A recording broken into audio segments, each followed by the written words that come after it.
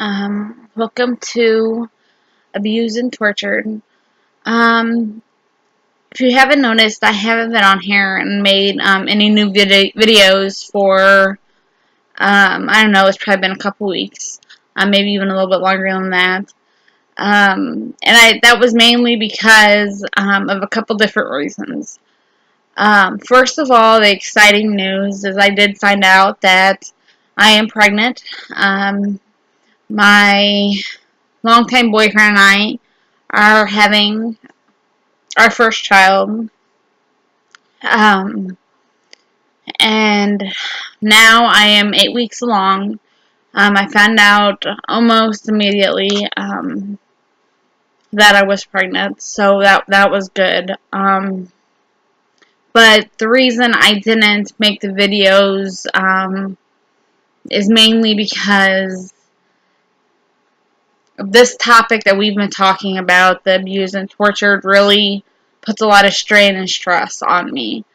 I have a long history of miscarriages, and I didn't want to take any risks when it came to that because the subject is so touchy to me. Um, it it may sound, absurd to some of you, and I'm sorry if it does, and if that's the case. That was something I had to do for me. So I'm going to kind of today wrap up the videos we've been talking about, even if it takes more than one video. So there may be more than one part. We'll get to this and we'll see, since I don't edit the videos that I do. So first of all, I think we stopped after I was diagnosed with type 1 diabetes, like right after.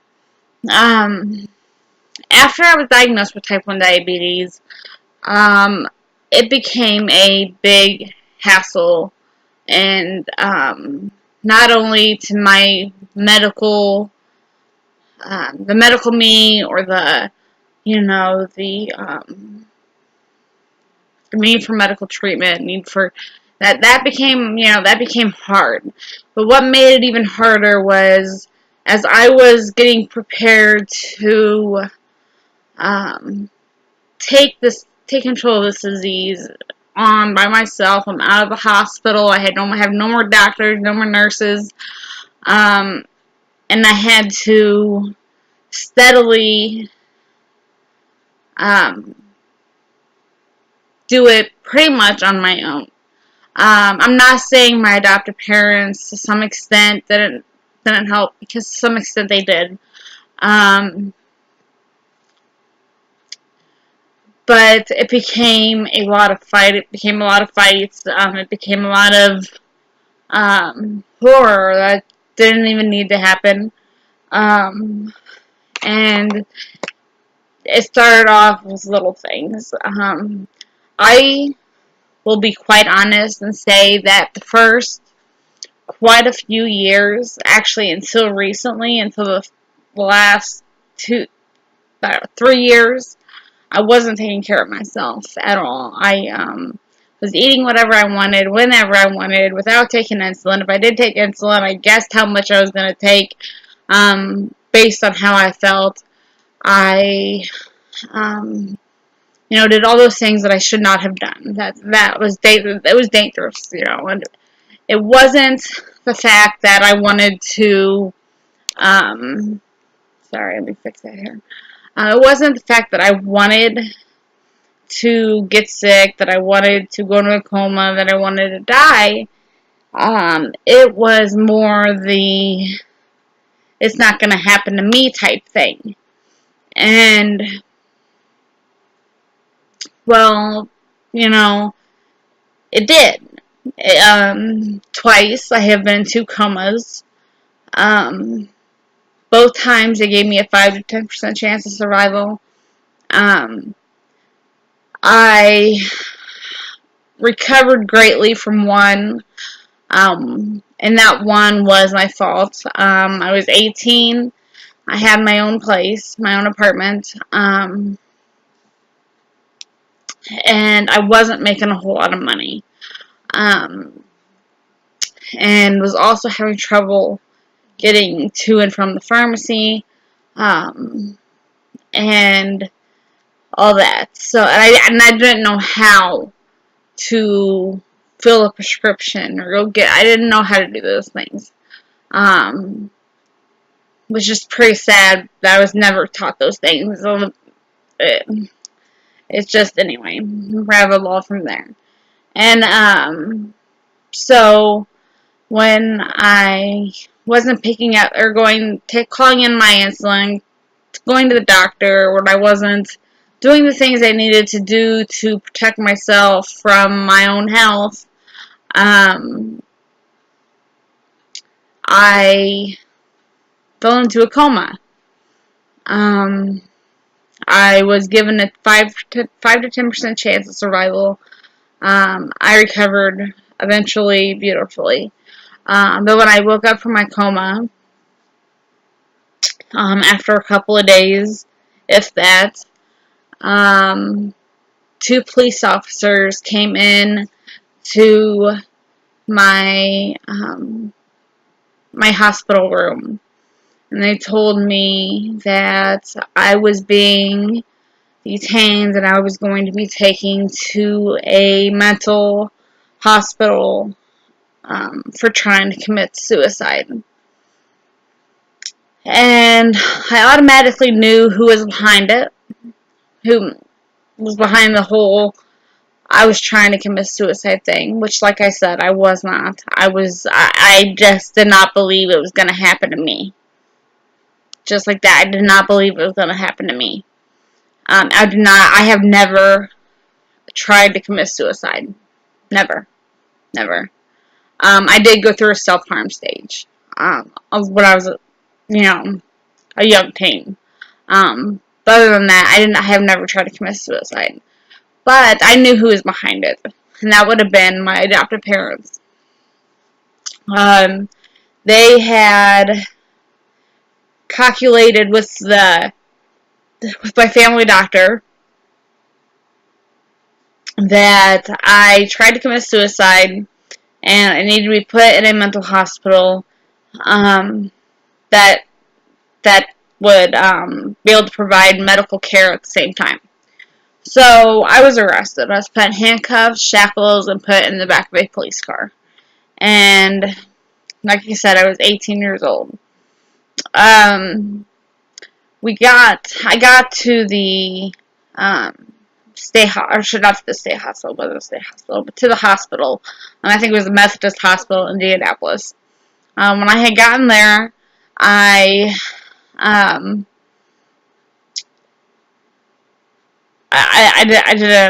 didn't know what to do. I was so in shock that they would claim that I tried to commit suicide, and it really actually angered me.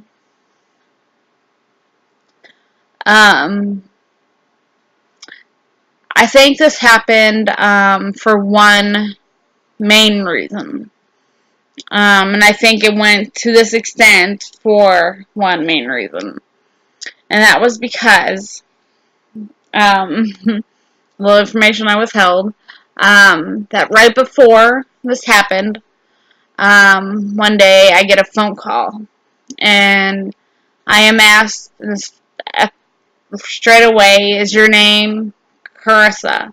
And I said, well, yes. And they asked me, "Do you have a brother named Andrew?" And I'm standing there thinking, no, I have an ex-boyfriend named Andrew. And he's like, "Were you adopted?" I said, "Yes, why? And how did you know that?" He said, "Carissa, this is your brother, this is Andrew." And that,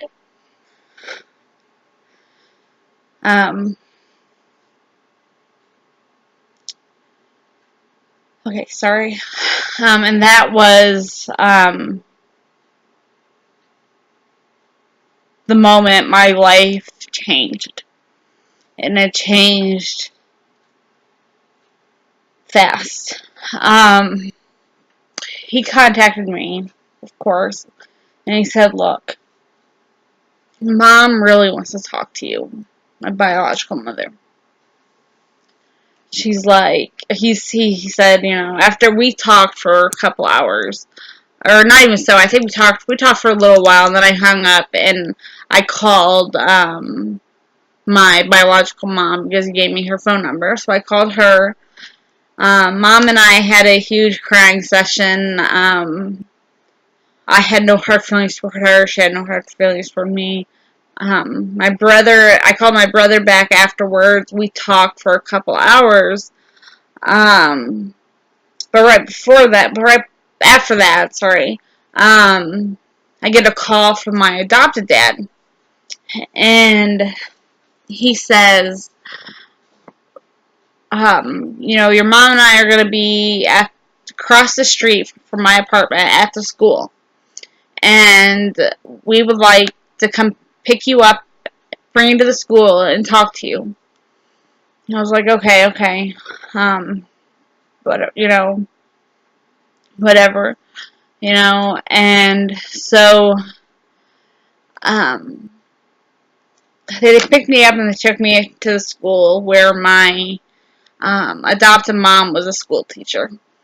And then we all sat in the parking lot in the van, their minivan, and we talked. They told me that first Andrew had called them to get my name, my number, or not my name, my number, that he really wanted to talk to me. And Dale told him to never call there again. And what bothers me about that is that wasn't his choice to make. That wasn't his choice to make. So in the van, they begged me and begged me and begged me to get a restraining order against my mother and my two older brothers. And they tried so hard to talk me into it, and I refused. I wasn't going to put a restraining order on my family, and I was going, because I know that a lot of the stuff that was told to me was a lie. I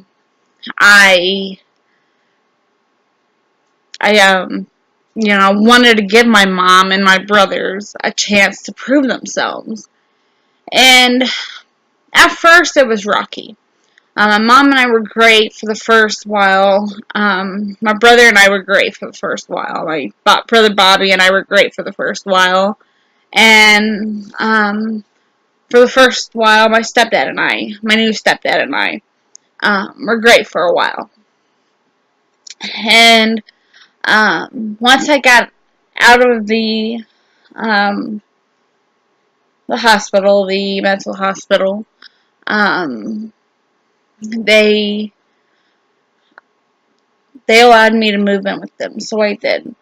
We moved in together, and my mom and I were kind of off and on. So my stepdad and I were kind of off and on. My brother Bobby and I were kind of off and on. We were not really off and on. I mean, we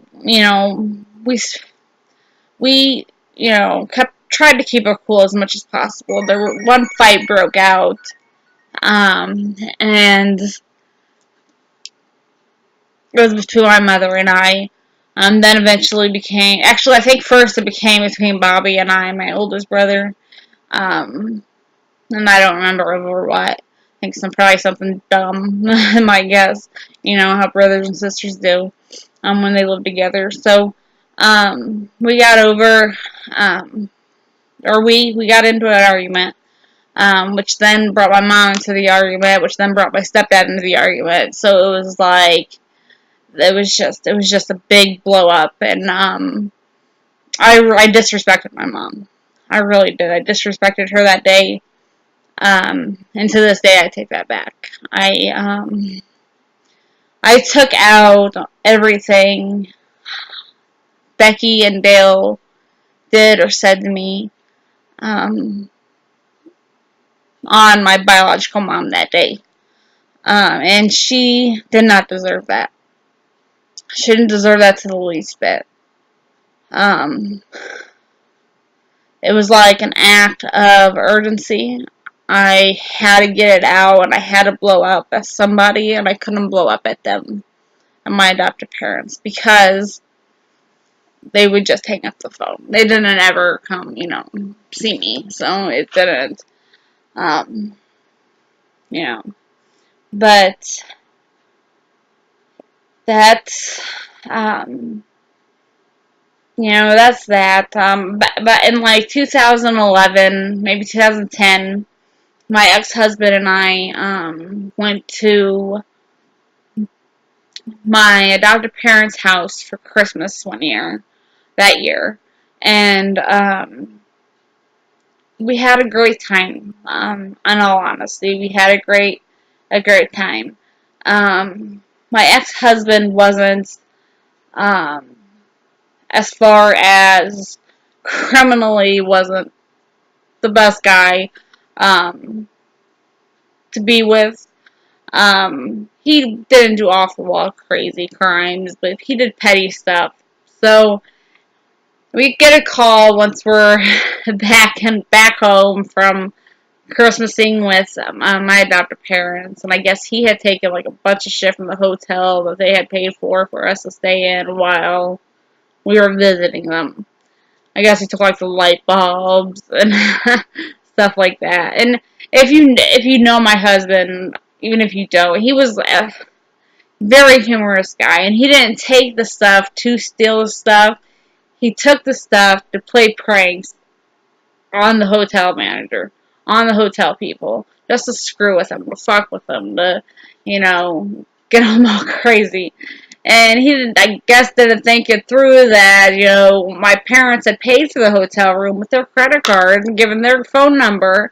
And so the hotel office called up and told them that, hey, we got like $50 worth of shit missing from our fucking hotel room. What's up, And that that I still laugh about to this day. Um, as a lot of you know, and I'll tell this story eventually here, but in 2000 and what was it? 2014, I believe. My husband was he rode mopeds, motorcycles, dirt bikes, all that, and he was, I guess, I mean, we were split up at the time, and I moved in with my boyfriend now. As a friend, we were just decided we were gonna live together. Um, because I had nowhere to go, and we were gonna live together and see how things went. And because we were Andrew and I were splitting up, he was um, physically abusive and emotionally abusive, and I was pretty verbally abusive to him sometimes too. We both had our ups and downs. He was not a bad guy. He really was not a bad guy. And to this day, I will say that wholeheartedly. He was a great guy. But he drove mopeds. He drove bikes. And on December, I think 14th, he was going from his work to his house on his moped. Um, it was, December, so in Indiana here, it's cold, it's, freezing freaking cold, especially if you're riding on a moped and you got the wind blowing in your face or what have you. And somehow he goes to pull out of a site, or he's driving down the street, down a busy street, and somebody else is pulling out of a side street, and they connect like this. Like, this is his moped, this is the car that's coming out of this side street trying to turn. He hits the car going extremely fast, and flies off his moped and suffers a severe brain injury.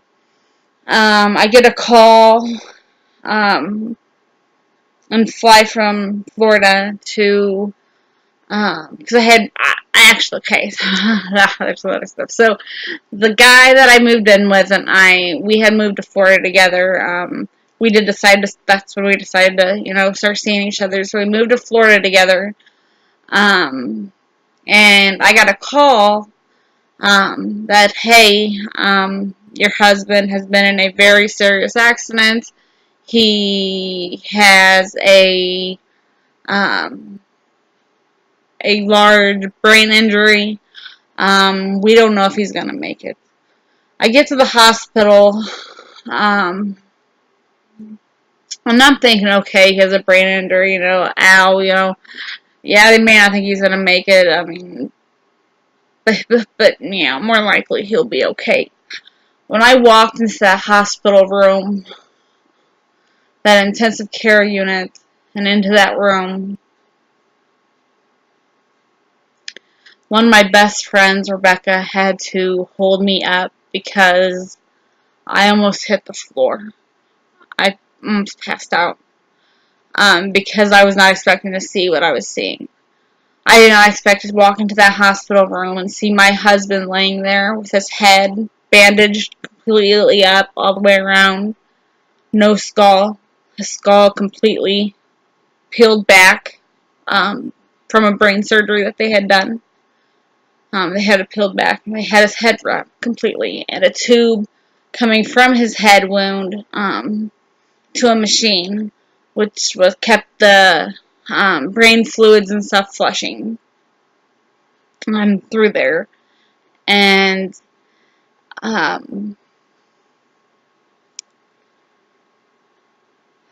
sorry, this is just it's a lot. It's a lot to talk about here. I think I'm going to give myself a few minutes of a break, and call this part 1, and I will do another part. Or I'll actually probably put this as part 5, because I think there's 4 other parts. So I'll put this at part 5, and then I will start again on part 6. If I'm wrong about the parts, I'll explain them in the next video. Okay, you guys, I will see you again in a few minutes after I can recover myself. Alright, guys. See you in a minute. Bye.